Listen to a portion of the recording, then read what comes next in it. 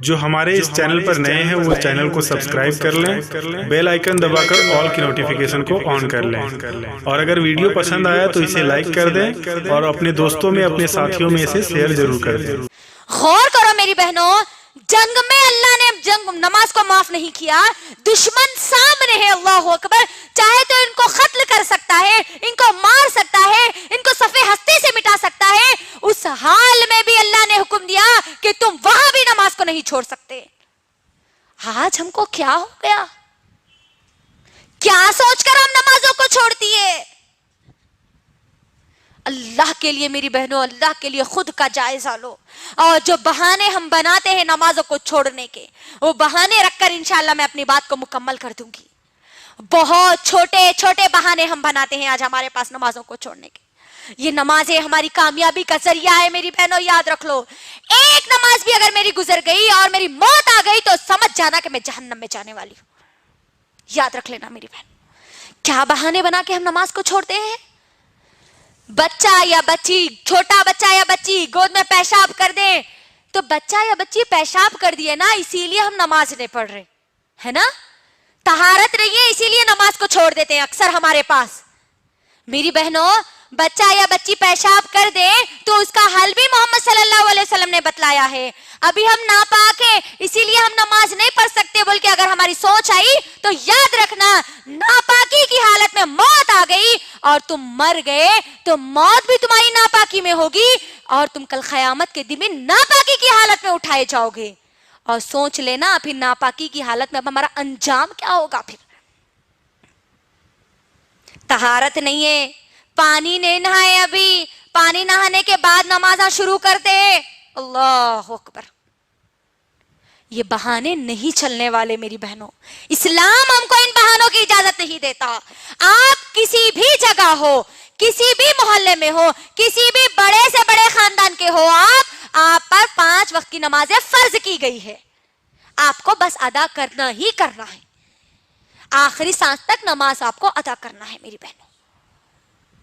دوسرا بہانہ جو ہمارے پاس بنایا جاتا ہے، ابھی تو ہم جوان ہیں، ابھی اللہ اللہ کہاں سے کریں گے جی؟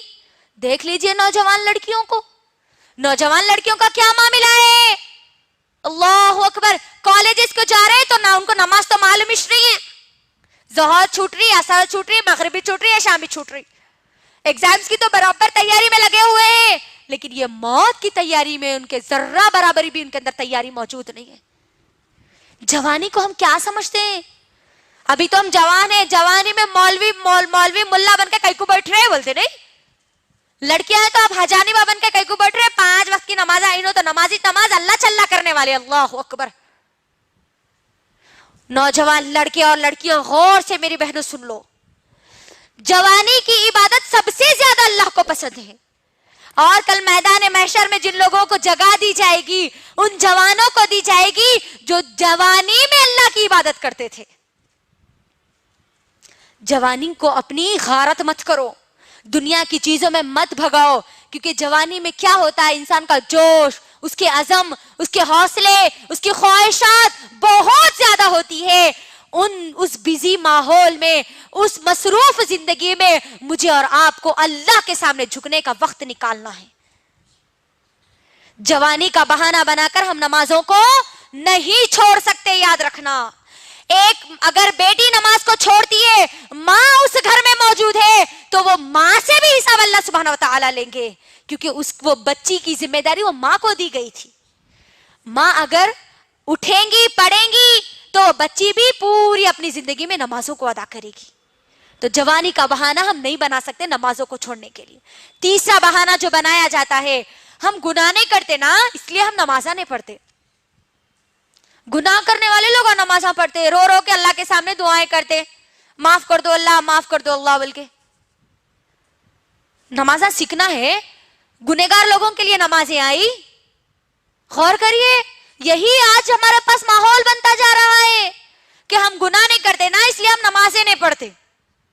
محمد صلی اللہ علیہ وسلم نعوذ باللہ گنہگار تھے، جو اللہ نے ان کو حکم دیا، اللہ اکبر، اے نبی تم اپنے گھر والوں کو حکم دو اور تم خود نماز پڑھو، تو یہاں پر یہ بہانہ بھی ختم ہو گیا کہ ہم یہ بہانہ بنا کر نمازوں کو نہیں چھوڑ سکتے. نماز جب ہم پڑھتے ہیں تو ہم کو نماز سے روکنے والا کون ہوتا ہے؟